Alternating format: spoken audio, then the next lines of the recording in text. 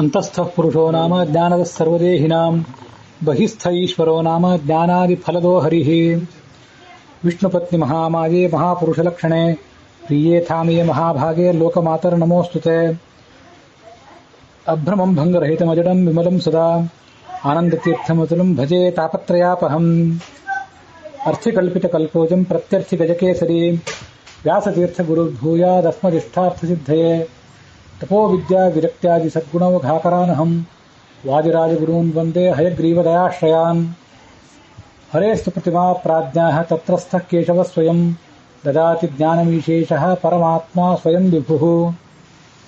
ಶ್ರೀ ಗುರುಭ್ಯೋ ನಮಃ. ವ್ಯಾಸರಾಜ ಸ್ವಾಮಿಗಳ ಪೂರ್ವಾರಾಧನಾ ಮತ್ತು ವಾದಿರಾಜ ಸ್ವಾಮಿಗಳ ಮಧ್ಯಾರಾಧನೆಯ ಈ ಒಂದು ಶುಭ ಸಂದರ್ಭದಲ್ಲಿ ಆ ಇಬ್ಬರು ಮಹನೀಯರು ತಮ್ಮ ಜೀವನ ವಿಧಾನದಿಂದ ನಮಗೇನು ಸಂದೇಶ ಕೊಟ್ಟರು, ಗ್ರಂಥಗಳ ಮೂಲಕ ತಮಗೇನು ಸಂದೇಶ ಕೊಟ್ಟರು ಅಂತ ಅನ್ನೋದನ್ನೆಲ್ಲ ನಾವು ಗಮನಕ್ಕೆ ತಂದುಕೋಬೇಕು. ಭಾಗವತ ಇದನ್ನು ಅನೇಕ ಕಡೆ ಹೇಳ್ತಿರ್ತದೆ. ನ ಹ್ಯಮ್ಮಯಾನಿ ತೀರ್ಥಾನಿ ನದೇವ ಮೃಚ್ಛಿಲಾಮಯಾಹ ತೇ ಪುನಂತಿರುಕಾಲೇನ ದರ್ಶನಾದೇವ ಸಾಧವ ಅಂತೇಳಿ.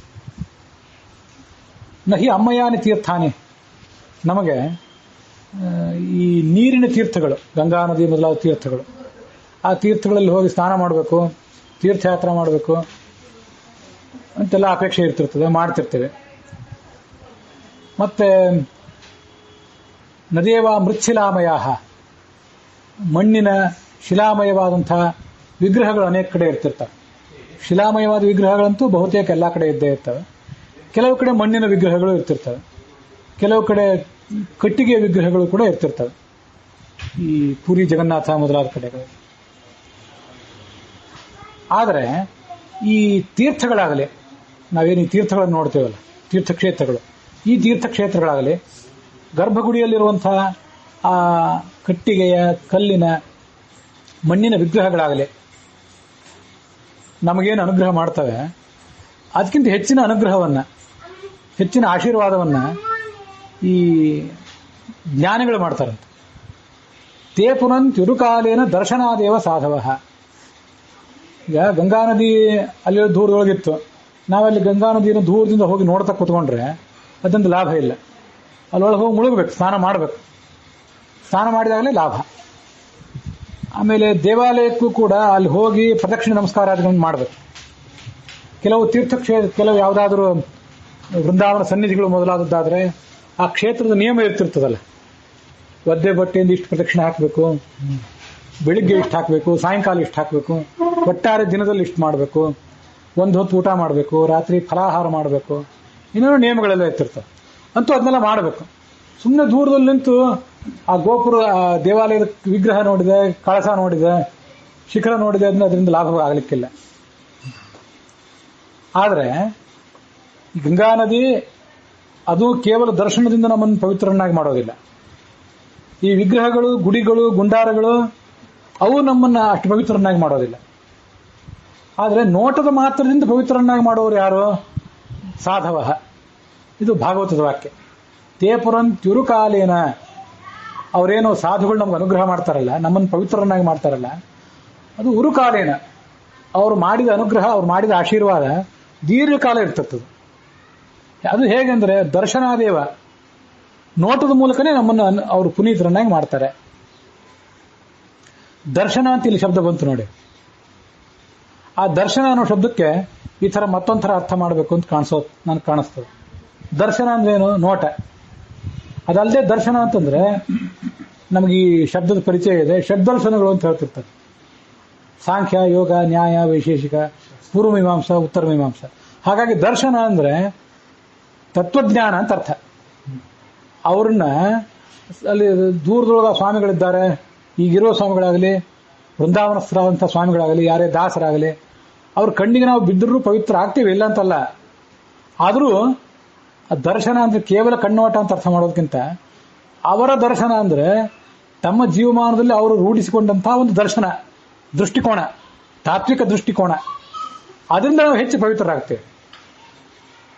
ಇದನ್ನೇ ನಹಿ ಜ್ಞಾನೇನ ಸದೃಶಂ ಪವಿತ್ರಮಿಹ ವಿದ್ಯತೆ. ನಾವು ಮಾಡುವಂಥ ಗಂಗಾ ನದಿ ಮೊದಲಾದ ನದಿಗಳಲ್ಲಿ ಮಾಡುವಂಥ ಸ್ನಾನ, ಪ್ರದಕ್ಷಿಣಗಳು, ಇನ್ನ ಸೂರ್ಯನ ಬಿಸಿಲು, ಇವೆಲ್ಲವೂ ನಮ್ಮನ್ನು ಪವಿತ್ರನಾಗಿ ಮಾಡ್ತಾವಿಲ್ಲ ಅಂತಲ್ಲ. ಈಗಿಂತ ಹೆಚ್ಚು ನಮ್ಮನ್ನು ಪವಿತ್ರನಾಗಿ ಮಾಡುವುದು ಯಾವುದು? ಜ್ಞಾನ. ನಹಿ ಜ್ಞಾನೇನ ಸದೃಶಂ. ಜ್ಞಾನಕ್ಕೆ ಸಮಾನವಾದ ಪವಿತ್ರವಾದ ವಸ್ತು ಇನ್ನೆಲ್ಲೂ ಇಲ್ಲ. ಅಷ್ಟು ಪವಿತ್ರನಾಗಿ ಅದು ನಮ್ಮನ್ನು ಕೂಡ ಮಾಡ್ತದೆ. ಹಾಗಾಗಿ ದರ್ಶನ ತೇ ಪುನಂತ್ಯುರುಕಾಲೇನ ದರ್ಶನಾದೇವ ಸಾಧವ ಅಂತೇನು ಹೇಳ್ತಾರಲ್ಲ, ದರ್ಶನದ ಮೂಲಕನೇ ನಮ್ಮನ್ನು ಅಷ್ಟು ಪವಿತ್ರನಾಗಿ ಮಾಡ್ತಾರೆ ಅಂತೇಳಿ. ಅಲ್ಲಿ ದರ್ಶನ ಅಂತಂದ್ರೆ ಅವರು ಕೊಟ್ಟಿರುವಂತಹ ದೃಷ್ಟಿಕೋನ, ತಾತ್ವಿಕ ದೃಷ್ಟಿಕೋನ ಅಂತ ಅರ್ಥ. ಅದು ನಮ್ಮ ಜೀವನದ ಸಾಫಲ್ಯಕ್ಕೆ ಕಾರಣ ಆಗ್ತದೆ. ಇದನ್ನ ನಾವು ಆಯಾ ಆರಾಧನೆಗಳೇನು ಬರ್ತಿರ್ತಾವಲ್ಲ ಆ ಸಂದರ್ಭದಲ್ಲಿ ಮನಸ್ಸಿನಲ್ಲಿ ರೂಢಿಸ್ಕೋಬೇಕು. ಅದು ದರ್ಶನ. ಯಾಕೆ ಈ ಥರ ಅಂತಂದ್ರೆ, ತಸ್ಮಾತ್ ತೀರ್ಥಾನೇ ದೇವಾಶ್ಚ ನಿತ್ಯಂ ವಿದ್ವತ್ತು ಸಂಸ್ಥಿತಾ ಅಂತ. ಇದು ಭಾಗವತ ತಾತ್ಪರ್ಯದ ಮಾತು. ತೀರ್ಥಕ್ಷೇತ್ರಗಳು ಒಂದು ಕಡೆ ಗಂಗಾ ನದಿ ಇರ್ತದೆ, ಗಂಗಾ ನದಿ ತೀರದಲ್ಲಿ ಒಂದು ದೇವಾಲಯ ಇರ್ತದೆ, ಯಮುನಾ ನದಿ ಮತ್ತೊಂದು ಕಡೆ ಇರ್ತದೆ, ಅಲ್ಲೊಂದು ದೇವಾಲಯ ಇರ್ತದೆ. ತೀರ್ಥವೇ ಒಂದ್ ಕಡೆ ಇರ್ತದೆ, ದೇವಾಲಯ ಮತ್ತೊಂದು ಕಡೆ ಇರ್ತದೆ. ನಿಮಗೆ ದೇವತೆಗಳು ತೀರ್ಥಗಳು ಎರಡು ಒಟ್ಟಿಗೆ ಸಿಗಬೇಕು ಅಂತಂದ್ರೆ ಸಾಧುಗಳ ಹತ್ರ ಬರ್ರಿ.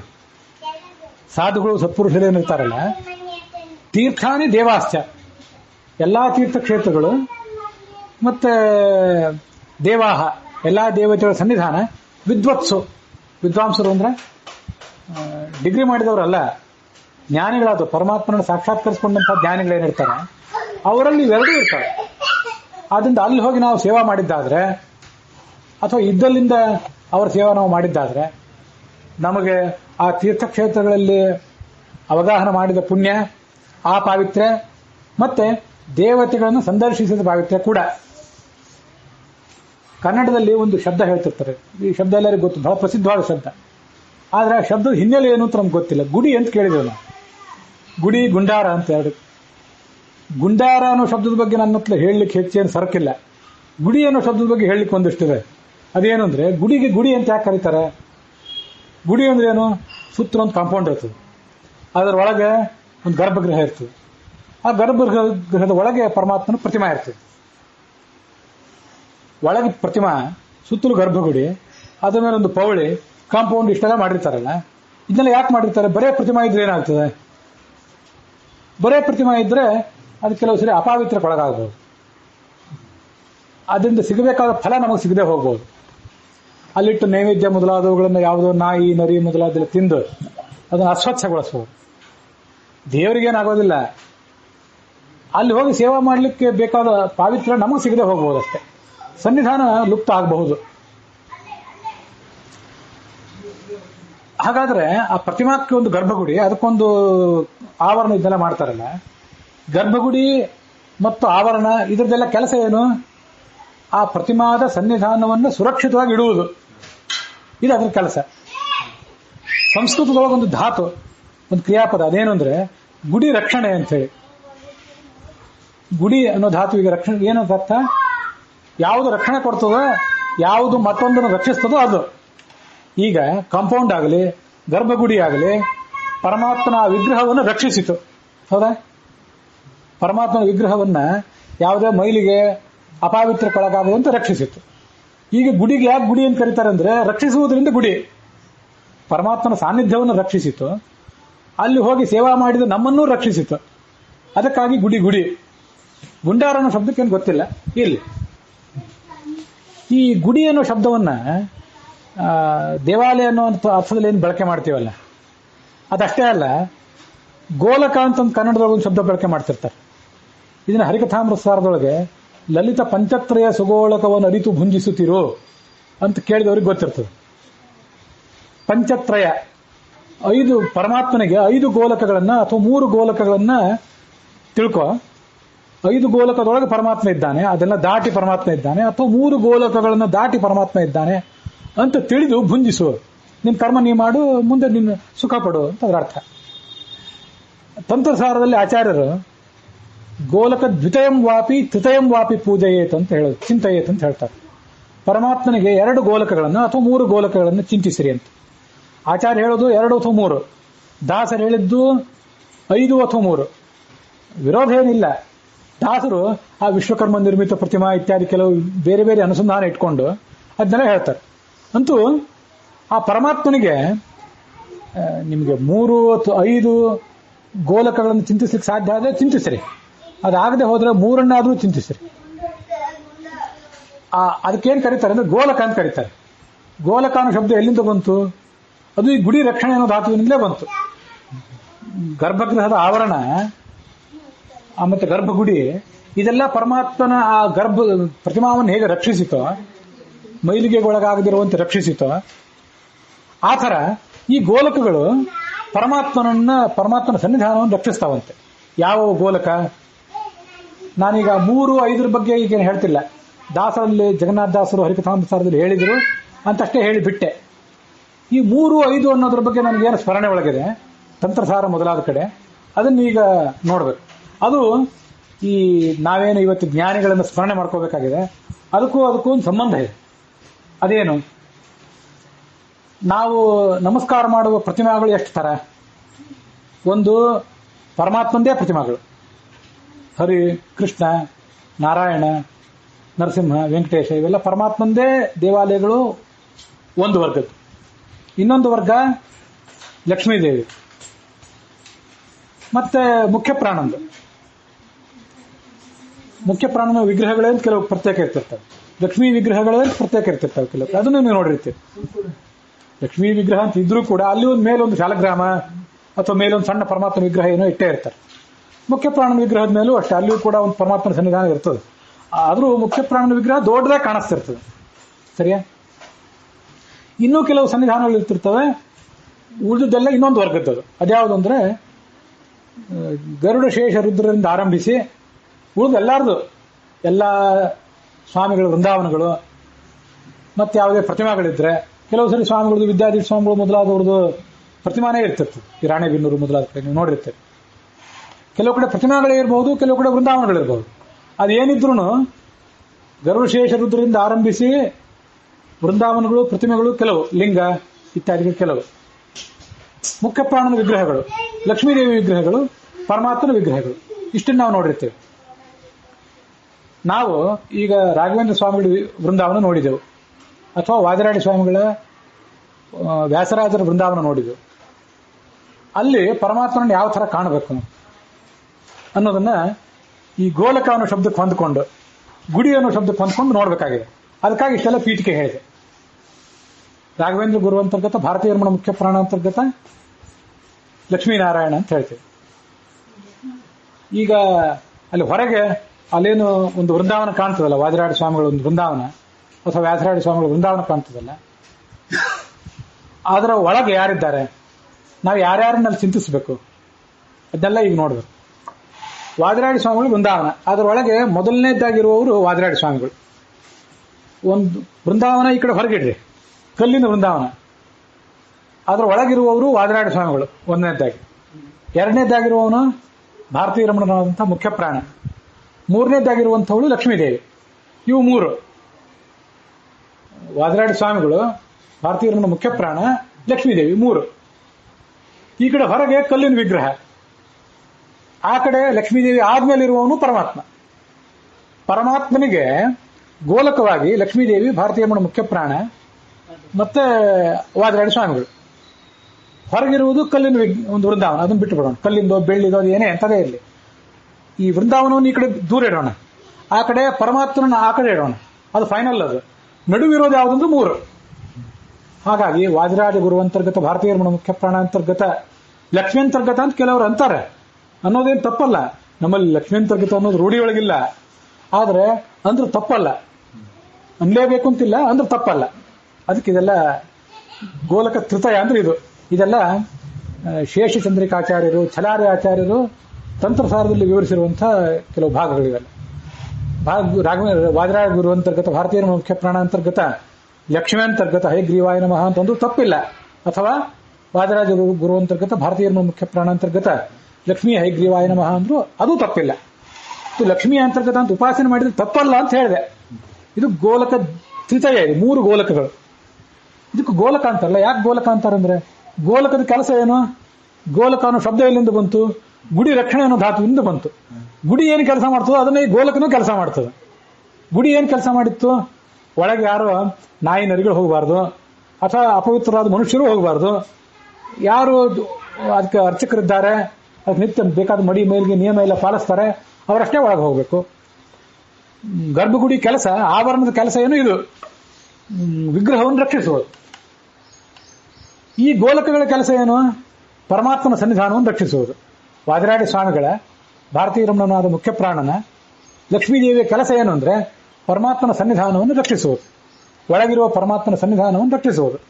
ಅದಕ್ಕೆ ಗುಡಿ ಅಂತಾರೆ, ಇದು ಗೋಲಕ ಅಂತಾರೆ. ಅರ್ಥ ಎರಡಕ್ಕೂ ಒಂದೇ. ಗುಡಿ ರಕ್ಷಣೆ ಅಂತ ಧಾತುವಿನಿಂದಲೇ ಬಂದದ್ದು. ಕನ್ನಡದೊಳಗೆ ಗುಡಿ ಅಂತ ಆಯ್ತು. ಗುಡಿ ಅನ್ನೋ ಶಬ್ದಕ್ಕೆ ನಮ್ಗೆ ಅರ್ಥ ಗೊತ್ತಾಗಿಲ್ಲ. ಅದು ಸಂಸ್ಕೃತದ ಗೋಲಕ ಅಂತ ಆಯ್ತು ಅಷ್ಟೇ. ಕೆಲವು ಕಡೆ ಲ, ಡ, ರ ಇದನ್ನೆಲ್ಲ ಅಭಿನ್ನವಾಗಿ ಪ್ರಯೋಗ ಮಾಡ್ತಿರ್ತಾರೆ.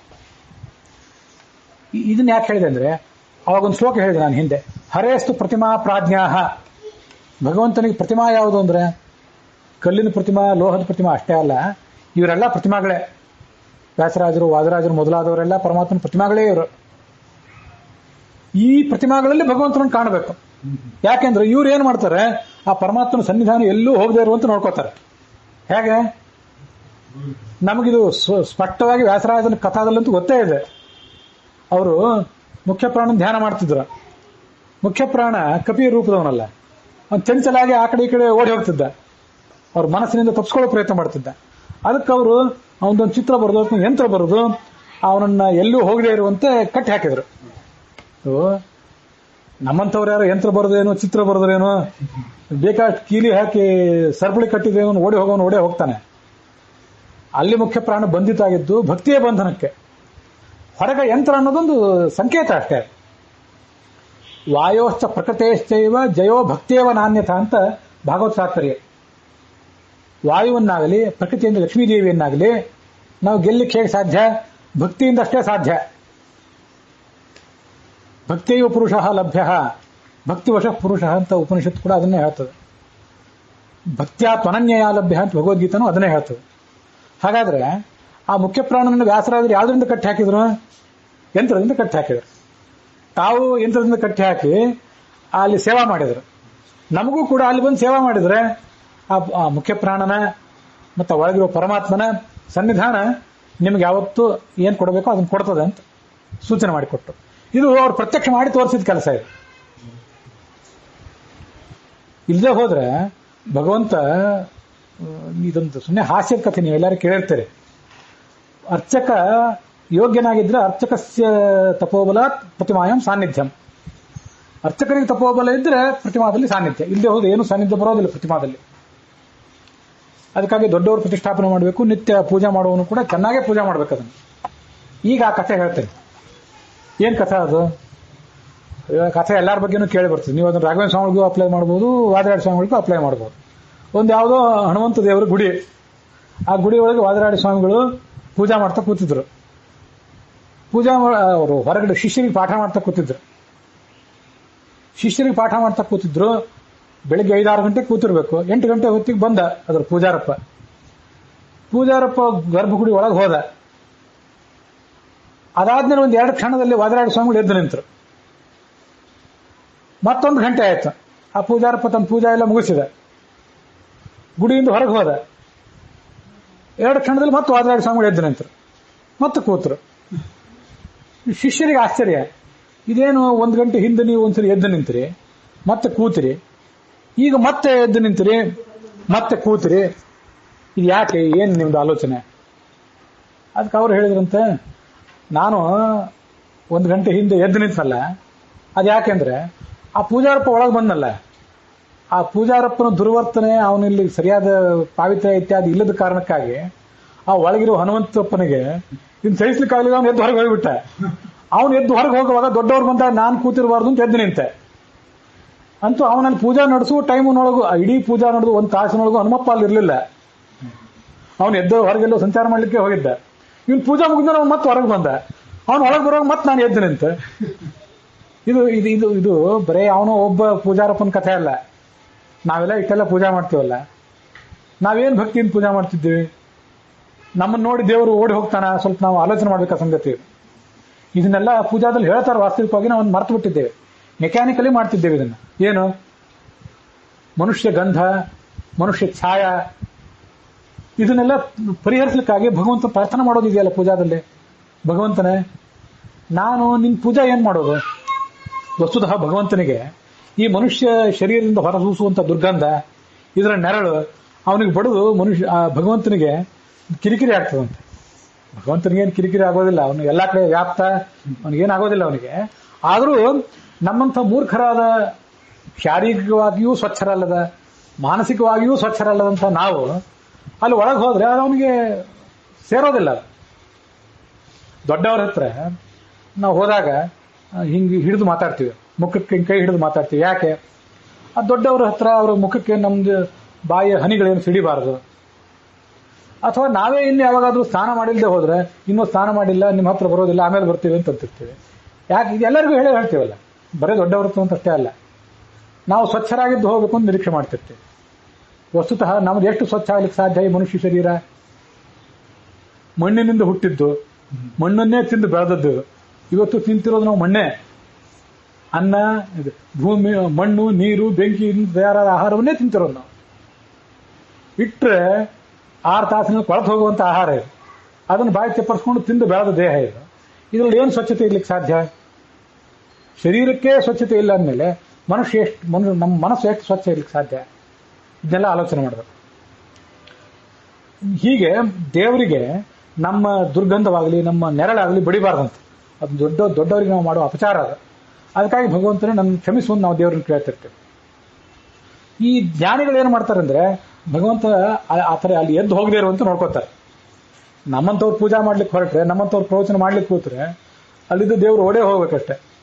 ಆದರೆ ಜ್ಞಾನಿಗಳಾದವರು ಪೂಜಾ ಮಾಡ್ಲಿಕ್ಕೆ ಕೂತ್ರೆ, ಅವ್ರು ಪ್ರವಚನ ಮಾಡ್ಲಿಕ್ಕೆ ಕೂತಿದ್ರೆ ಅಲ್ಲಿ ಭಗವಂತನ ಸನ್ನಿಧಾನ ಸುರಕ್ಷಿತವಾಗಿರ್ತದೆ. ಅದಕ್ಕೆ ಅವ್ರು ಗೋಲಕಗಳು. ಪರಮಾತ್ಮನ ಸನ್ನಿಧಾನವನ್ನು ಸುರಕ್ಷಿತವಾಗಿ ಇಡುವುದರಿಂದ ವಾದಿರಾಜ ಸ್ವಾಮಿಗಳಾಗಲಿ, ವ್ಯಾಸರಾಜ ಸ್ವಾಮಿಗಳಾಗಲಿ ಅವರು ಗೋಲಕಗಳು ಅಂತ ಕರ್ಸ್ಕೋತಾರೆ. ಅವರೇ ಗುಡಿ, ಅವರೇ ಗೋಲಕ. ಒಂದು ಗುಡಿಯನ್ನ 1 ಕೋಟಿ ರೂಪಾಯಿ ಕೊಟ್ಟು ಕಟ್ಟಿಸ್ಬೇಕಾಗ್ತದೆ. ನಿತ್ಯ ಗುಡಿ ಅರ್ಚಕನಿಗೆ ಸಂಬಳದ ವ್ಯವಸ್ಥೆ ಮಾಡಬೇಕಾಗ್ತದೆ. ಏನೇನೋ ಉತ್ಸವಗಳು ನಡೆದ್ರೆ ಗುಡಿ ನಡೀತದೆ, ಇಲ್ಲಿ ಗುಡಿ ಬಂದಾಗುವಂತ ಪ್ರಸಂಗ ಬರ್ತದೆ. ಆದ್ರೆ ಈ ಪರಮಾತ್ಮನ ಭಕ್ತರನ್ನುವಂತ ಈ ಗುಡಿಗಳೇನಿವೆ, ನಡೆದಾಡುವ ಗುಡಿಗಳು, ಯಾವತ್ತೂ ಸನ್ನಿಧಾನ ಕಡಿಮೆ ಆಗದೆ ಇರುವಂತ, ನೀವೇನೂ ಮಾಡಬೇಕಾಗಿಲ್ಲ. ನೀವು ಅಲ್ಲಿ ಹೋಗಿ ನಿಮ್ಮ ಉದ್ಧಾರಕ್ಕಾಗಿ ನೀವೇನಾದ್ರು ಸೇವಾ ಮಾಡಿದ್ರು ಸಾಕು, ನೀವು ಉದ್ಧಾರ ಆಗ್ತೀರಿ. ಅಂಥ ಪ್ರತಿಮಾಗಳು. ಹೀಗೆ ಗರುಡ, ಶೇಷ, ರುದ್ರ ಅಥವಾ ವಾದಿರಾಜ ಸ್ವಾಮಿಗಳು ಅಥವಾ ವ್ಯಾಸರಾಜ ಸ್ವಾಮಿಗಳು, ಇವ್ರು ಯಾರನ್ನು ಪೂಜಿಸುವಾಗಲೂ, ನಮಸ್ಕಾರ ಮಾಡುವಾಗಲೂ ಇವರೆಲ್ಲರ ಅಂತರ್ಗತ, ಗರುಡಾಂತರ್ಗತ, ಶೇಷಾಂತರ್ಗತ, ರುದ್ರಾಂತರ್ಗತ ಅಥವಾ ವಾದಿರಾಜ ಗುರು ಅಂತರ್ಗತ, ವ್ಯಾಸರಾಜ ಗುರು ಅಂತರ್ಗತ, ಭಾರತೀಯ ರಮಣ ಮುಖ್ಯ ಪ್ರಾಣ, ಅದರೊಳಗೆ ಲಕ್ಷ್ಮೀದೇವಿ. ಇದು ಗೋಲಕ ತ್ರಿತಯ ಇದೆ. ಮುಖ್ಯ ಪ್ರಾಣಂದೇ ಪೂಜಾ ಮಾಡೋ ಪ್ರಸಂಗ ಬಂದಾಗ, ಮುಖ್ಯ ಪ್ರಾಣಂದೇ ದೇವಾಲಯ ಇತ್ತು, ಮುಖ್ಯ ಪ್ರಾಣಂದೇ ವಿಗ್ರಹ ಇತ್ತು, ಅಲ್ಲಿ ಪೂಜಾ ಮಾಡುವ ಪ್ರಸಂಗ ಬಂದಾಗ ಹೇಗೆ? ಅಲ್ಲಿ 2 ಗೋಲಕ. ನೀವು ಇನ್ನೊಬ್ರು ಯಾರನ್ನೂ ಅಲ್ಲಿ ಕರಿಬೇಕಾಗಿಲ್ಲ. ಮುಖ್ಯ ಪ್ರಾಣ ಮತ್ತು ಲಕ್ಷ್ಮೀದೇವಿ 2 ಗೋಲಕ, ಅದರೊಳಗೆ ಪರಮಾತ್ಮ. ಲಕ್ಷ್ಮೀದೇವಿಗೆ ಪೂಜೆ ಮಾಡಬೇಕು ಪ್ರಸಂಗ ಬಂದಾಗ ಅಲ್ಲೂ ಮುಖ್ಯ ಪ್ರಾಣ ಬೇಕೇ ಬೇಕು. ಮುಖ್ಯ ಪ್ರಾಣದ ವಿಗ್ರಹ ಅಲ್ಲಿ ಇಲ್ಲದೆ ಇರಬಹುದು, ವಿಗ್ರಹ ಲಕ್ಷ್ಮೀದೇವಿದಿರಬಹುದು. ಆದರೂ ಭಾರತೀಯ ರಮಣ ಮುಖ್ಯ ಪ್ರಾಣ ಅಂತರ್ಗತ ಲಕ್ಷ್ಮೀನಾರಾಯಣ ಪ್ರೇರಣೆಯ ಪ್ರೇತ್ಯರ್ಥಂ ಅಂತ ಸಂಕಲ್ಪ ಮಾಡಿ ಅದನ್ನು ಸಮಾಪ್ತಿ ಕಡೆಗೆ ಮುನ್ನಡೆಸಬೇಕು. ಹೀಗೆ ಪರಮಾತ್ಮಂದು, ಲಕ್ಷ್ಮೀದೇವಿದು, ಮುಖ್ಯ ಪ್ರಾಣಂದು ಪೂಜಾ ಆದ್ರೆ, ವಿಗ್ರಹ ಆದ್ರೆ 2 ಗೋಲಕ. ಉಳಿದವ್ರದ್ದೆಲ್ಲಾರ್ದು ಆದ್ರೆ 3 ಗೋಲಕ. ಹೀಗೆ 2 ಗೋಲಕ ಅಥವಾ 3 ಗೋಲಕಗಳನ್ನು ಚಿಂತನೆ ಮಾಡಬೇಕು ಅಂತ ತಂತ್ರಸಾರದಲ್ಲಿ ಆಚಾರ್ಯರು ಹೇಳ್ತಾರೆ. ಈ ತರ ಜ್ಞಾನಿಗಳೆಲ್ಲ ಗೋಲಕರು. ಇವರು ಎಲ್ಲಾ ಜ್ಞಾನಿಗಳು ಕೂಡ ಭಗವಂತನಿಗೆ ಗೋಲಕರು. ಅಷ್ಟು ನಮ್ಮನ್ನು ಅವರು ಪಾಲಿಸ್ತಾರೆ. ಮತ್ತೆ ಅವ್ರ ಬಗ್ಗೆ ಹೇಳ್ತಾರೆ,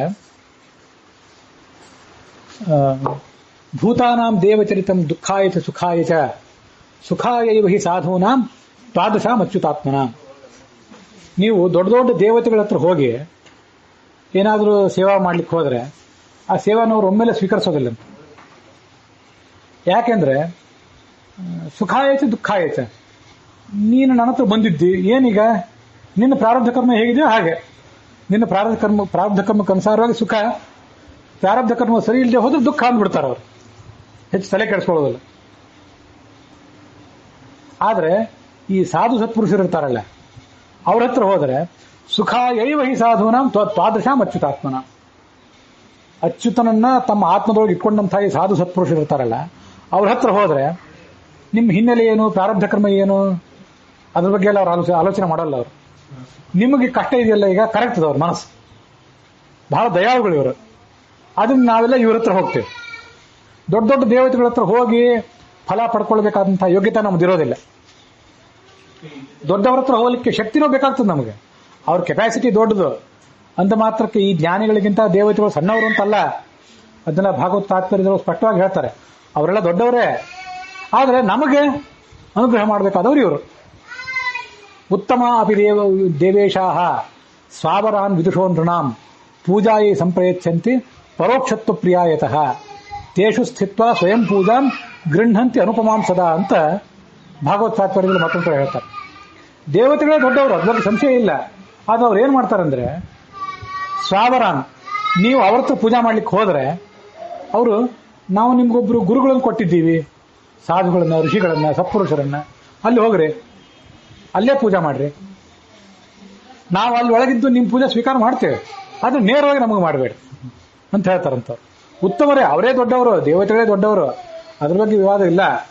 ಉತ್ತಮಾಪಿ ದೇವೇಶಾಹ ಸ್ವಾವರಾನ್ ತಮ್ಗಿಂತ ಸಣ್ಣವರಾದ ಋಷಿಗಳನ್ನ, ಸನ್ಯಾಸಿಗಳನ್ನ, ಗುರುಗಳನ್ನ ನಮಗೆ ಒದಗಿಸಿಕೊಡ್ತಾರೆ. ನಿಮ್ಮ ಯೋಗ್ಯತೆ ಇಷ್ಟೇ ಇದೆ, ನೀವು ಅವರನ್ನು ಪೂಜಿಸ್ರಿ, ಅವರೊಳಗೆ ನಮ್ಮನ್ನು ಕಾಣ್ರಿ, ನಮ್ಮೊಳಗೆ ಪರಮಾತ್ಮನ ಕಾಣ್ರಿ. ತೇಷು ಸ್ಥಿತ್ವ ಸ್ವಯಂ ಪೂಜಾಂ ಗೃಹಂತಿ. ಆ ಸಾಧು ಸತ್ಪುರುಷರ ಒಳಗಿದ್ದು ಪೂಜಾ ಸ್ವೀಕಾರ ಮಾಡ್ತಾರಂತೆ. ಇದು ಸಾಧು ಸತ್ಪುರುಷರಿಗೆ ದೇವತೆಗಳು ಮತ್ತು ಪರಮಾತ್ಮ ಕೊಟ್ಟಿರುವಂತಹ ಒಂದು ಸೌಲಭ್ಯ. ಅಲ್ಲಿ ಅಲ್ಲಿ ಅಲ್ಲಿ ನೀವು ಮಾಡ್ರಿ, ನೇರವಾಗಿ ನಮ್ಮ ಕಡೆ ಮಾಡಬೇಡ್ರಿ ಅಂತ ಹೇಳ್ತಾರೆ. ನಿಮ್ಗಿನ್ನೂ ಆ ಶಕ್ತಿ ಬಂದಿಲ್ಲ, ಆ ಹಂತಕ್ಕೆ ನೀವು ಏರಿಲ್ಲ, ಇದನ್ನು ಮಾಡ್ರಿ ಅಂತ ಹೇಳ್ತಾರೆ. ಅದನ್ನು ವಾದರಾಜ ಸ್ವಾಮಿಗಳು, ವ್ಯಾಸರಾಜರು ಮೊದಲಾದವರೆಲ್ಲ ಅಷ್ಟು ಕರುಣಾಶಾಲಿಗಳು ಅಂತ ಅನ್ನೋದನ್ನ ನಾವು ನೆನಪು ಮಾಡ್ಕೋಬೇಕು. ಕೃಷ್ಣರಾಜನಿಗೆ ಕುಹಯೋಗ ಬಂದಿತ್ತು. ಆ ಕುಹಯೋಗವನ್ನ ವ್ಯಾಸರಾಜ ಸ್ವಾಮಿಗಳು ಕಳೆದರು.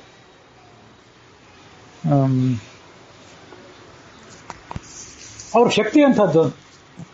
ಕೃಷ್ಣರಾಜ ದೇವರಾಜನಿಗೆ ಕುಹಯೋಗ ಬಂದಿತ್ತು. ಸಿಂಹಾಸನದಲ್ಲಿ ಅವನು ಕೂತ್ಕೊಂಡಿದ್ರೆ ಸಿಂಹಾಸನಸ್ಥನಾದ ರಾಜನಿಗೆ ಇಂಥ ಒಂದು ಅಪಾಯ ಅಂತ ಸೂಚನೆ ಇತ್ತು. ಜ್ಯೋತಿಷಿಗಳು ಹೇಳಿದ್ರು. ಅವನು ವ್ಯಾಸರಾಜರಿಗೆ ಶರಣಾಗತನಾದ. ಬೇರೆ ಏನೇ ಅವನು ಪರಿಹಾರ ಉಪಾಯ ಮಾಡಿದ್ರು, ಏನೇ ಶಾಂತಿ, ಮತ್ತೊಂದು ಯಾವುದು ಗೃಹ ಶಾಂತಿ ಏನೇ ಮಾಡಿದ್ರು ಅದು ಅವನು ಬಿಡ್ತಿತ್ತೋ ಇಲ್ಲ. ಆಗ ಇದು ಸೂಚನೆ ಏನು, ಸಿಂಹಾಸನಸ್ಥನಾದಂಥ ರಾಜನಿಗೆ ಅಪಾಯ ಅಂತ. ನೀ ಸಿಂಹಾಸನದಿಂದ ಕೆಳಗೆ ಇಳಿದ್ಬಿಡು, ನಿನಗೆ ಅಪಾಯನೇ ಇಲ್ಲ, ನಾನೇ ಆ ಸಿಂಹಾಸನದಲ್ಲಿ ಕೂತ್ಕೋತೀನಿ ಅಂತೇಳಿ ಆ ಅಪಾಯವನ್ನು ಅವರು ತಡೆ ಹಿಡಿದ್ಬಿಟ್ಟು. ಇದು ಅವ್ರ ಶಕ್ತಿ. ಭಗವಂತ ಉಳಿದೆಲ್ಲಾ ಗ್ರಹಗಳು ಇವರಿಗೆ ಅಂಥದೊಂದು ಸೌಲಭ್ಯ ಕೊಟ್ಟಿರ್ತಾರೆ. ಗ್ರಹಗಳೆಲ್ಲವೂ ಇವರಿಗೆ ಸಹಾಯ ಮಾಡುವವು ಅಂತ ಹೇಳ್ತಾರಲ್ಲ, ಅದು ಬರೇ ವಿಜಯದಾಸರಿಗಲ್ಲ, ಎಲ್ಲರಿಗೂ ಅವರವ್ರ ಶಕ್ತಿಗನುಸಾರವಾಗಿ ವಾದಿರಾಜ ಸ್ವಾಮಿಗಳಿಗೆ, ವ್ಯಾಸರಾಜ ಸ್ವಾಮಿಗಳಿಗೆ ಎಲ್ಲಾ ಗ್ರಹಗಳು, ಎಲ್ಲಾ ದೇವತೆಗಳು ಪರಮಾತ್ಮ ಅವರಿಗೆ ಅನುಕೂಲನಾಗಿರ್ತಾನೆ. ಅನುಕೂಲನಾಗಿದ್ದು ಅವರ ಮೂಲಕ ನಮಗೆ ಅನುಗ್ರಹ ಮಾಡ್ತಾನೆ ಅಂತ ನಾವು ಅವ್ರ ಶಾಸ್ತ್ರದಲ್ಲಿ ಕೇಳ್ತೇವೆ. ಮತ್ತೆ ಇಂದಿರಾಪತಿ ಇವರ ಮುಂದೆ ಕುಣಿವನು, ಇದು ವಿಜಯದಾಸರ ಕವಚದಲ್ಲಿ ಬರುವಂಥದ್ದು. ಇವ್ರ ಮುಂದೆ ಕುಣಿಯೋದು ಮಾತ್ರ ಅಲ್ಲ, ಎಲ್ಲರ ಮುಂದೆನೂ ಕುಣಿತಾನೆ ಇಂದಿರಾಪತಿ. ವ್ಯಾಸರಾಜರ ಕಣ್ ಮುಂದೆ ಕುಣಿದಿದ್ದ ಅವನು, ಗೊತ್ತಿದೆ ಎಲ್ಲರಿಗೂ ಕಥಾ. ಕುಣಿಯೋದು ಅಂದ್ರೆ ಏನು? ಕುಣಿಯೋದು ಅಂತಂದ್ರೆ ಒಂದು ಯಾವುದೋ ನಾಟ್ಯ, ಅದಕ್ಕೆ ತಕ್ಕಂತೆ ಒಂದು ತಾಳ, ರಾಗ, ಅದಷ್ಟೇ ಕುಣಿತಾನೆ. ಇವ್ರ ಮುಂದೆ ಕುಣಿಯೋದು ಅಂದ್ರೆ ಏನು? ಅದಕ್ಕೊಂದು ತಾತ್ವಿಕ ದೃಷ್ಟಿಕೋನ ಇದೆ. ಸೃಷ್ಟ್ಯಾಧಿಕಂ ಹರಿರ್ನೈವ ಪ್ರಯೋಜನಂ ಅಪೇಕ್ಷಿತು ಕುರುತೆ ಕೇವಲಾನಂದಾತ್ ಯಥೋನ್ಮತ್ತಸ್ಯ ನರ್ತನಂ ಅಂತ ಬ್ರಹ್ಮಸೂತ್ರ ಭಾಷೆಯಲ್ಲಿ ಒಂದು ಮಾತು ಹೇಳ್ತಾರೆ. ಭಗವಂತ ಈ ಜಗತ್ತನ್ನು ಸೃಷ್ಟಿಸ್ತಾನೆ, ಪಾಲಿಸ್ತಾನೆ, ನಾಶಪಡಿಸ್ತಾನಲ್ಲ, ಯಾಕೆ ಮಾಡ್ತಾನೆ ಇದನ್ನೆಲ್ಲ? ಅವನಿಗೇನಾದ್ರು ಲಾಭ ಇದೆ ಅಂದ್ರೆ ಏನೂ ಲಾಭ ಇಲ್ಲ, ಏನು ಪ್ರಯೋಜನವೂ ಇಲ್ಲ. ಯಾಕೆ ಮಾಡ್ತಾನಂದ್ರೆ ಕುರುತೆ ಕೇವಲ ಆನಂದಾತ್, ಒಳಗೆ ಆನಂದ ಹೆಪ್ಪುಗಟ್ಟಿದೆ, ಆನಂದದ ಉದ್ರೇಕದಿಂದ ಇದನ್ನೆಲ್ಲ ಮಾಡ್ತಾನೆ. ಅದಕ್ಕೊಂದು ಒಳ್ಳೆಯ ದೃಷ್ಟಾಂತ ಏನಂದ್ರೆ ಯಥಾ ಉನ್ಮತ್ತಸ್ಯ ನರ್ತನಂ, ಹುಚ್ಚರಾದವರು ಕುಣಿತಿರ್ತಾರೆ. ಈ ಜಗತ್ತಿನಲ್ಲಿ 3 ಜನ ಇರ್ತಾರಂತೆ. ತೀರಾ ಹುಚ್ಚ ಒಬ್ಬ, ತೀರಾ ದೊಡ್ಡ ಜ್ಞಾನಿ ಒಬ್ಬ, ನಡುವೆ ಇರುವಂತವ್ರು ನಾವು ಕೆಲವರು.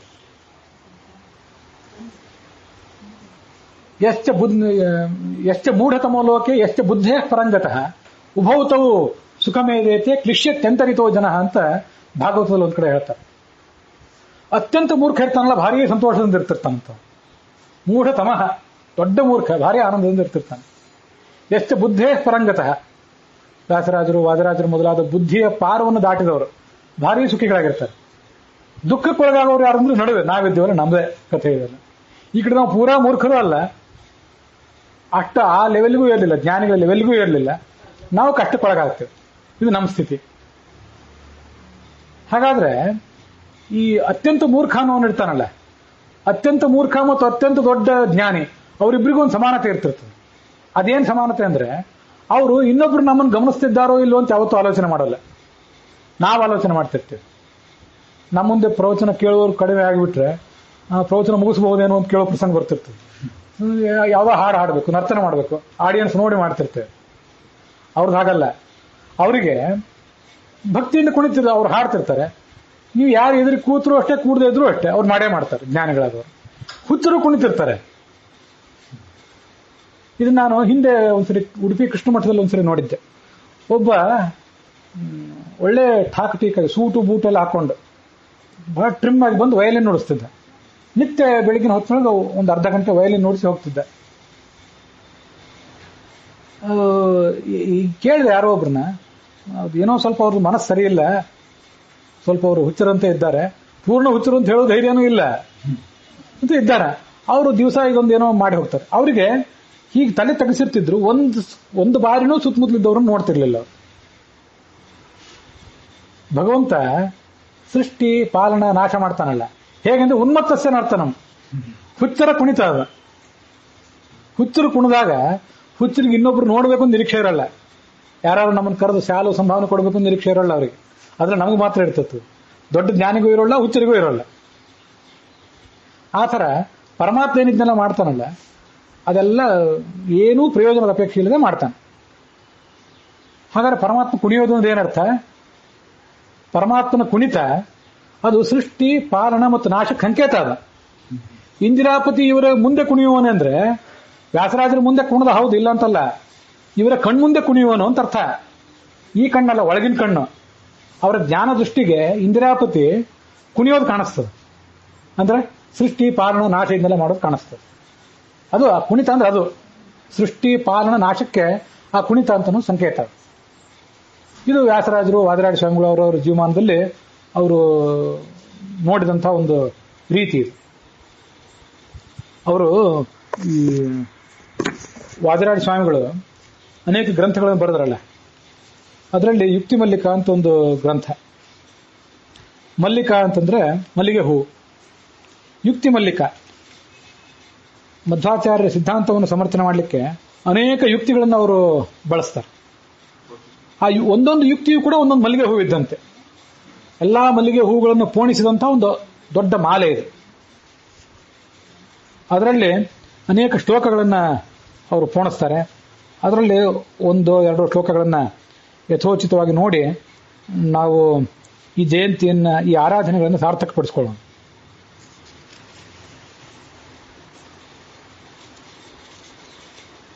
ನಮ್ಮಂಥವರಿಗೆ ಎಚ್ಚರ ಇದ್ದಾಗಲೇ ಏನಾದ್ರು ಬರೀಬೇಕು ಅಂತ ಕೂತ್ರೆ ಆ ಬರವಣಿಗೆ ಎಷ್ಟರ ಮಟ್ಟಿಗೆ ಸಾಕ್ತದೋ ಹೇಳಲಿಕ್ಕೆ ಬರೋದಿಲ್ಲ. ಪ್ರವಚನ ಮಾಡ್ತಾ ಕೂತಿರ್ತೀವಿ, ಏನೋ ಹೇಳಬೇಕು ಅಂತ ಅನ್ಕೊಂಡಿರ್ತೀವಿ, ಅಲ್ಲೇ ಮರ್ತೇ ಹೋಗಿಬಿಟ್ಟಿರ್ತೀವಿ. ನಮ್ದೆಲ್ಲ ಈ ಸ್ಥಿತಿ ಇರ್ತಿರ್ತೀವಿ. ಎಚ್ಚರ ಇದ್ದಾಗಲೇ ನಮಗೆ ಏನು ಮಾಡಬೇಕು ಅಂತ ಹೊಳೆಯೋದಿಲ್ಲ. ಅಂಥದ್ದು ವಾದಿರಾಜ ಸ್ವಾಮಿಗಳಿಗೆ ಅವ್ರಿಗೆ ಕನಸಿನಲ್ಲಿ ಹೊಳಿತೀವಿ. ಏನು ಹೊಳಿತು? ಅವರು ಶ್ಲೋಕ ಮಾಡ್ತಾ ಕೂತಿದ್ರು. ನಾವು ಅವನನ್ನು ಭಕ್ತಿಯಿಂದ ಸ್ತೋತ್ರ ಮಾಡ್ತೀವಿ, ವೈರಾಗ್ಯದಿಂದ ಅವನನ್ನು ಒಲಿಸಿಕೊಳ್ಳುವ ಪ್ರಯತ್ನ ಮಾಡ್ತೇವೆ. ನಮ್ಮನ್ನು ಅವನು ಎತ್ತಿ ಹಿಡಿತಾನೆ, ನಮ್ಮ ವಿರೋಧಿಗಳನ್ನು ಮೆಟ್ಟಿ ನಿಲ್ಲುತ್ತಾನೆ. ಅವನು ಈ ಜಗತ್ತಿನ ಕರ್ತೃ ಆಗಿದ್ದಾನೆ, ಮತ್ತೆ ಜಗತ್ತನ್ನು ಪೋಷಿಸ್ತಾನೆ. ಹಯಮುಖ ಹರಯೇ ಅಮೂತ್ರ ಪಾತ್ರೆ ನಮಸ್ತೆ, ಹಯಮುಖನಾದಂಥ ಹರಿ ಅವನು ಅಂತ ಅವನು ಸ್ತೋತ್ರ ಮಾಡ್ತಾ ಹೋದ್ರು. ಭಕ್ತ್ಯ ಸ್ತುತ್ಯ ವಿರಕ್ತ್ಯ ಭಜದಮಲ ಜನೋನ್ನತ್ಯ ಭೂತ್ಯರ್ಪಕಾಯ ಅಂತ ಹೀಗೆಲ್ಲ ಅವನು ಸ್ತೋತ್ರ ಮಾಡ್ತಾ ಹೋದ್ರು. ಈ ಎಲ್ಲ ಸ್ತೋತ್ರ ಮಾಡಿದಾಗ ಅಮೂತ್ರ ಪಾತ್ರೆ ನಮಸ್ತೆ ಅಂತ ಅಲ್ಲಿಗೆ ಒಂದು ಮುಗಿದೋಯ್ತು. ಅದು ಶ್ಲೋಕ ಏನೋ ಅಪರಿಪೂರ್ಣ ಆಗಿದೆ, ಇನ್ನೂ ಮಾಡಬೇಕಾಗಿತ್ತು ಅಂತ ಅವ್ರಿಗೇನೋ ಅನಿಸ್ತಾ ಇತ್ತು. ಅದು ನಮಸ್ತೆ ಅಂತಂತೂ ಆಗಿ ಹೋಯ್ತು. ನಮಸ್ಕಾರ ಮಾಡಿದ್ದನ್ನು ಮುಗಿತಲ್ಲ, ಶ್ಲೋಕ ಮುಕ್ತಾಯ ಕಾಣ್ತಲ್ಲ. ಮುಂದೇನು ಮಾಡಬೇಕು? ಅವರು ಹಾಗೆ ಆ ಶ್ಲೋಕವನ್ನು ಎತ್ತಿಟ್ಟು ರಾತ್ರಿ ಮಲ್ಕೊಂಡಿರುತ್ತೆ. ಈ ಯುಕ್ತಿ ಮಲ್ಲಿಕಾಕ್ಕೆ ವ್ಯಾಖ್ಯಾನ ಮಾಡಿದಂಥ ಅವರ ಸಹೋದರ ವಾದಿರಾಜ ಸ್ವಾಮಿಗಳ ಪೂರ್ವಾಶ್ರಮದ ಸಹೋದರ, ಅವರು ಆಮೇಲೆ ಭಂಡಾರಕೇರಿ ಮಠಕ್ಕೆ ಸುರೇಂದ್ರ ತೀರ್ಥರು ಅಂತ, ಸುರೋತ್ತಮ ತೀರ್ಥರು ಅಂತ ಸನ್ಯಾಸ ಸ್ವೀಕಾರ ಮಾಡಿದರು. ಅವರು ಈ ಕಥೆಯ ಹಿನ್ನೆಲೆ ಹೇಳ್ತಾರೆ. ವಾದಿರಾಡಿ ಸ್ವಾಮಿಗಳು ಮಲ್ಕೊಂಡ್ರು, ಸ್ವಪ್ನದಲ್ಲಿ ಅವರಿಗಿಂಥದೊಂದು ಸಾಲು ಹೊಳೀತು. ತಸ್ಮೈ ಕಸ್ಮೈಚಿತ್ ಅಸ್ಮನ್ ಮನಸ್ಸಿ ಧೃತಕಥಾ ವಿಸ್ಮೃತವು ಸ್ಮಾರಕಾಯ. ಈ ಭಗವಂತ ಎಂಥವನು ಅಂದ್ರೆ ಅಸ್ಮನ್ ಮನಸ್ಸಿ ಧೃತಕಥಾ ವಿಸ್ಮೃತವು ಸ್ಮಾರಕಾಯ. ನಮ್ಮ ಮನಸ್ಸಿನಲ್ಲಿ ಏನೋ ಒಂದಿತ್ತು, ಇನ್ನೂ ಏನೋ ನಾವು ಬರೀಬೇಕಂತ ನಮಗೊಂದು ತುಡಿತ ಇತ್ತು. ಆದರೆ ಆ ತುಡಿತಕ್ಕೆ ಏನು ಸಾಲು ಕೊಡಬೇಕು, ಭಾವಗಳಿಗೆ ಏನು ಶಬ್ದದ ರೂಪ ಕೊಡಬೇಕು ಅಂತ ನಾವು ಗೊಂದಲದಲ್ಲಿದ್ದೆವು. ಪರಮಾತ್ಮ ಒಳಗಿರುವ ಭಾವವನ್ನು, ಒಳಗಿರುವ ಅಭಿಪ್ರಾಯವನ್ನು ಅವನೇ ಮೂಡಿಸ್ಬೇಕು, ಅದಕ್ಕೆ ಮಾತಿನ ರೂಪವನ್ನು ಅವನೇ ಕೊಡಬೇಕು ಅಂತ ಆ ಸಾಲು ಅವ್ರಿಗೆ ಹೊಳಿತು. ಅಸ್ಮನ್ ಮನಸ್ಸಿ ಧೃತ ಕಥಾ ವಿಸ್ಮೃತವು ಸ್ಮಾರಕಾಯ. ನಮ್ಮ ಮನಸ್ಸಿನೊಳಗೆ ಇದ್ದಂತಹ ಕಥೆ ಏನಿದೆ, ಭಾಗ, ಹೇಳಬೇಕಾದ ವಿಷಯ, ಅದು ಮರೆತಾಗ ಅದನ್ನು ನೆನಪು ಮಾಡಿಕೊಡುವ ದೇವರಿಗೆ ನಮಸ್ಕಾರ ಅಂತ ಅವನು ಸ್ತೋತ್ರ ಮಾಡಿದ್ರು. ಅಂದ್ರೆ ಅವ್ರದ್ದು ಹೇಗಿರ್ತದೆ, ಅವರು, ನಾನು ಅವಾಗ ನೋಡಿದ್ದೆ ಅದನ್ನು, ನಾವು ಎಚ್ಚರ ಇದ್ದಾಗ ಯಾವಾಗೋ ಒಂದು ಬಾರಿ ದೇವ್ರನ್ನ ನೆನಪು ಮಾಡ್ಕೋತೀವಿ, ಮಲ್ಕೊಂಡಿದ್ದಾಗಂತೂ ದೇವ್ರ ನಮ್ಗೆ ನೆನಪಿಗೆ ಬರೋದೇ ಇಲ್ಲ. ಇವರಿಗೆ ಎಚ್ಚರ ಇದ್ದಾಗಲೂ ಮಲಗಿದಾಗಲೂ ದೇವ್ರ ನೆನಪಿರ್ತದೆ. ಅದಕ್ಕಾಗಿ ಇಂಥ ಸಾಲುಗಳೆಲ್ಲ ಅವ್ರಿಗೆ ಹೊಳಿತಿರ್ತಾರೆ. ಓಷ್ಠಾಪಿಧಾನ ನಕುಲಿ ದಂತೈ ಪರಿವೃತಾ ಪರ್ವಿಹಿ ಸರ್ವಸ್ಯೈ ವಾಚ ಈಶಾನ ಚಾರು ಮಾಮಪಿ ವಾದಯೇತ್ ಅಂತ ಇದೊಂದು ಭಗವಂತನ ಸ್ತೋತ್ರ ಇದೆ ಈ ಐತರಿಯ ಉಪನಿಷತ್ನಲ್ಲಿ. ಹಯಗ್ರೀವ ರೂಪ ಅಂತ ಭಗವಂತನ ನಾವು ಸ್ತೋತ್ರ ಮಾಡ್ತಾ ಇದ್ರು ವಾದಿರಾಜ ಸ್ವಾಮಿಗಳು ಅವತ್ತು ಕೂಡ. ಆ ಭಗವಂತನ ಹಯಗ್ರೀವ ರೂಪ ಏನಿದೆ, ಚಾರು ಮಾಮಪಿ ವಾದಯೇತ್, ಚಾರು ಮಾಮಪಿ ವಾಚಯೇತ್, ನನ್ನ ಕಡೆಯಿಂದ ಅತ್ಯಂತ ಸುಲಲಿತವಾಗಿ ಶಬ್ದ ಪ್ರಯೋಗ ಬರಬೇಕು. ಮತ್ತೆ ಕೇಳುವವರು, ಇದನ್ನು ಕೇಳುವವರು ನನ್ನ ಕಡೆ ಆಕೃಷ್ಟರಾಗಿ ನನ್ನ ಕಡೆ ಅವರು ನಿಲ್ಬೇಕಿಲ್ಲಿ. ಹಾಗೆ ಮಾಡು ಅಂತ ಭಗವಂತನ ಒಂದು ಪ್ರಾರ್ಥನಾ ಐತರಿಯ ಉಪನಿಷತ್ನಲ್ಲಿ ಬರೋದು. ಅಲ್ಲೇನಿದೆಯಲ್ಲ, ಸರ್ವಸ್ಯೈ ವಾಚ ಈಶಾನ ಅಂತ ಸ್ತ್ರೀಲಿಂಗದಲ್ಲಿದೆ. ಅದು ಸ್ವಾರಸ್ಯ. ಸ್ತ್ರೀಲಿಂಗದಲ್ಲಿರೋದು ಅಂದ್ರೆ ಏನು, ಭಗವಂತನ ಸ್ತ್ರೀರೂಪದ ಒಂದು ಪ್ರಾರ್ಥನೆ ಅದು. ನಾವು ಪುರುಷರು ಪುರುಷರೇ, ಇಲ್ಲಿ ಸ್ತ್ರೀಯರು ಸ್ತ್ರೀಯರೇ ನಾವು. ಆದ್ರೆ ಭಗವಂತನಿಗೆ ಸ್ತ್ರೀರೂಪವೂ ಇರೋದು ಪುರುಷ ರೂಪವೂ ಇರೋದರಿಂದ ಭಗವಂತನ ಹೆಣ್ಣು ಹಯಗ್ರೀವ ರೂಪವನ್ನ ವರ್ಣನೆ ಮಾಡುವಂಥದ್ದು ಐತರಿಯ ಉಪನಿಷತ್ತಿನ ಆ ಮಾತು. ಗಾಯತ್ರಾಂ ಸಂಸ್ಥಿತೋ ವಿಷ್ಣು ಸ್ತ್ರೀರೂಪ ಸೂರ್ಯ ಸನ್ನಿಭ ದ್ವಿತೀಯೋ ವಾಚಿ ಸಂಸ್ಥಿತ ಸ್ತ್ರೀರೂಪ ಹಯಶೀರ್ಷಕ ಅಂತ ಛಾಂದೋಗ್ಯ ಉಪನಿಷತ್ತಿನ ಭಾಷೆಯಲ್ಲಿ ಆಚಾರ ಒಂದು ಮಾತು ಹೇಳ್ತಾರೆ. ಹಯಗ್ರೀವನ ಗಂಡು ರೂಪ ನಮ್ಗೆ ಗೊತ್ತು, ಹಯಗ್ರೀವಿ ಅಂತ ಒಂದು ಹೆಣ್ಣು ರೂಪವೂ ಇದೆ ಅಂತ. ಅದು ಕೂಡ ಕುದುರೆಯ ಮುಖ ಉಳ್ಳದ್ದೇ. ಸರ್ವಸ್ಯೈ ವಾಚ ಈಶಾನ ಅಂತ ಸ್ತ್ರೀಲಿಂಗದಲ್ಲಿ ಅದನ್ನೇ ಹೇಳಿತ್ತು. ಅದು ನನ್ನನ್ನು ಮಾತಾಡಿಸಲಿ, ಚೆನ್ನಾಗಿ ಮಾತಾಡುವಂತೆ ಮಾಡಲಿ. ಆ ಉಪನಿಷತ್ತು ಏನು ಹೇಳ್ತದಂದ್ರೆ, ನಾವೀಗ ಪ್ರವಚನ ಮಾಡ್ತಾ ಕೂತಿದ್ದೆವು, ಅದು ಜನರ ಮನಸ್ಸಿನ ಮೇಲೆ ಸರಿಯಾಗಿ ಪರಿಣಾಮ ಬೀರದೆ ಹೋದರೆ ಈ ಮಂತ್ರ ಹೇಳಬೇಕಂತ ಹೇಳಿದಾಗ ಜನ ಈ ಪ್ರವಕ್ತೃವಿನ ಕಡೆ ಆಕೃಷ್ಟರಾಗಿ ಅವನ ಆ ಮಾತನ್ನ ಅವ್ರು ಕೇಳಿ ಪ್ರಭಾವಿತರಾಗ್ತಾರೆ. ವಾದಿರಾಡಿ ಸ್ವಾಮಿಗಳಿಗೆ ಅಂಥ ಹಯಗ್ರೀವಿಯ ಒಂದು ಸಾಕ್ಷಾತ್ಕಾರ ಆಗಿತ್ತು. ಆ ಹಯಗ್ರೀವನ ಸಾಕ್ಷಾತ್ಕಾರಕ್ಕೆ ಅವರು ಪಾತ್ರರಾಗಿ ಅನೇಕ ಥರದ ಗ್ರಂಥಗಳನ್ನು ರಚಿಸಿದರು. ರುಕ್ಮಿಣೀಶಿ ವಿಜಯ ರಚಿಸಿದರು, ಯುಕ್ತಿ ಮಲ್ಲಿಕಾ ರಚಿಸಿದರು, ಅನೇಕ ಟಿಪ್ಪಣಿಗಳನ್ನೆಲ್ಲ ಅವರು ರಚನೆ ಮಾಡಿದರು. ಅವ್ರ ಮಾತೆಲ್ಲವೂ ಕೂಡ ಬಹಳ ವಿಶಿಷ್ಟ. ಅಲ್ಲಿ ತತ್ವಶಾಸ್ತ್ರನೂ ಇರ್ತದೆ, ಕಾವ್ಯಶಾಸ್ತ್ರಕ್ಕೆ ಅನುಗುಣವಾಗಿ ಒಂದು ನಾನಾ ಥರದ ಪ್ರಾಸಗಳು, ಅಲಂಕಾರಗಳು, ಕಾವ್ಯಶಾಸ್ತ್ರದ ದೃಷ್ಟಿಯಿಂದಲೂ ತತ್ವಶಾಸ್ತ್ರದ ದೃಷ್ಟಿಯಿಂದಲೂ ಮನುಷ್ಯನ ಮನಸ್ಸನ್ನು ಸೆರೆ ಹಿಡಿಯುವಂಥ, ಮನುಷ್ಯನ ಮನಸ್ಸನ್ನು ಗೆದ್ದು ಆ ತತ್ವವನ್ನು ಅವನ ಮನಸ್ಸಿಗೆ ಮುಟ್ಟಿಸುವಂಥ ಒಂದು ಮಾತಿನ ಶೈಲಿ ಅವರು ವಾದಿರಾಜ ಸ್ವಾಮಿಗಳು. ಹೀಗೆ ಅವ್ರು ಮಾಡಿದಂಥ ಒಂದೆರಡು ಶ್ಲೋಕಗಳನ್ನು ಕೂಡ ನಾವಿಲ್ಲಿ ನೋಡಿದ್ದೀವಿ. ಹೀಗೆ ಈಗ ನಾವು ನೋಡಿರುವಂಥ ಈ ಭಾಗ ವಾದಿರಾಜ ಸ್ವಾಮಿಗಳ, ವ್ಯಾಸರಾಜ ಸ್ವಾಮಿಗಳ ಅಂತರ್ಯಾಮಿಯಾದಂಥ, ಭಾರತೀಯ ರಮಣ ಮುಖ್ಯ ಪ್ರಾಣನ ಅಂತರ್ಯಾಮಿಯಾದಂಥ, ಲಕ್ಷ್ಮೀದೇವಿಯ ಅಂತರ್ಯಾಮಿಯಾದಂಥ ಆ ಹಯಗ್ರೀವ ರೂಪಿಯಾದಂತಹ ಭಗವಂತನಿಗೆ ಈ ಭಾಗ ಅರ್ಪಿತವಾಗಿದೆ. ಈ ಭಾಗವು ಕೂಡ ಇಲ್ಲಿಗೆ ಮುಕ್ತಾಯ ಕಂಡಿದೆ.